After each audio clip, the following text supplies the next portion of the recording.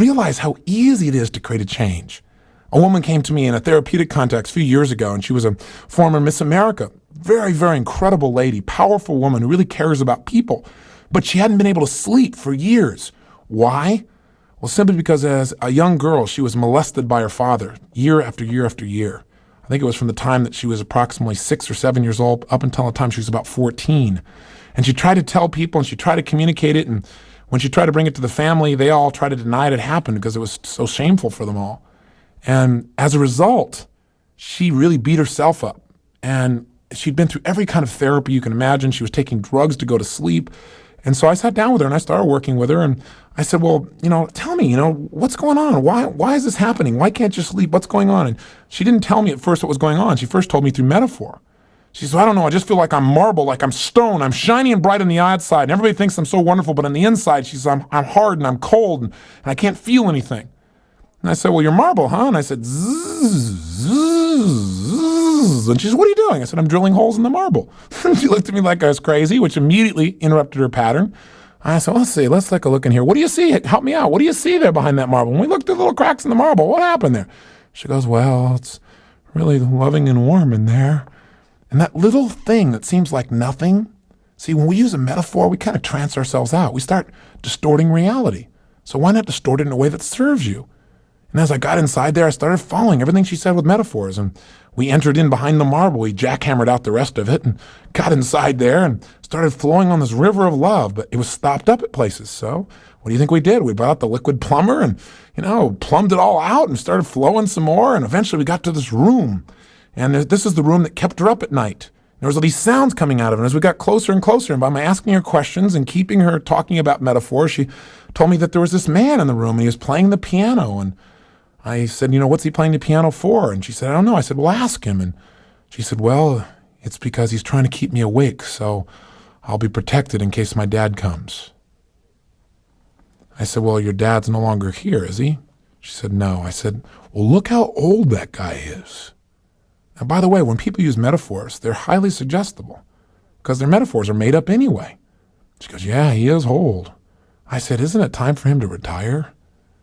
And she looked at me and smiled, and she said, yeah. I said, well, go give him a big hug and thank him for taking such good care of you. And tell him it's time for him to retire. Tell him he can come back and play, though, but during the daytime, And she did. And what was amazing?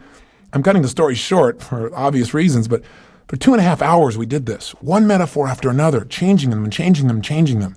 And the next day she was able to sleep without drugs for the first time. See, metaphors have more of an impact than we realize. And changing a metaphor can change your whole life. You got to discover what the metaphors are you're using so that you can change them consciously in a way that really enriches your experience of life. So what can you do if you find yourself saying things like, well, I'm at the end of my rope? Put the rope down. That's what you can do and walk away. When people start doing that stuff, that's what I tell them. I go, I'm at the end of my rope. I said, well, I don't say tie an eye and hang on for dear life, baby. I said, well, set the thing aside and walk over here.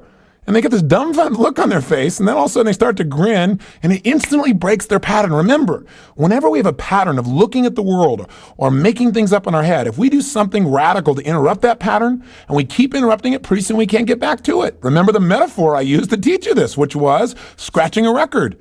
The only way you can feel a certain way is the same way you hear the same music over and over again. You got this record with a groove in it, but if I come along one day and I take a needle and I go back and forth, back and forth, back and forth, back and forth across your record, pretty soon that record will never play the same way again. Do this to yourself. Anytime you find you've constructed your world in a way that creates limitations, interrupt it and replace it with power. Replace it with something that's more loving. Replace it with something that's more fun.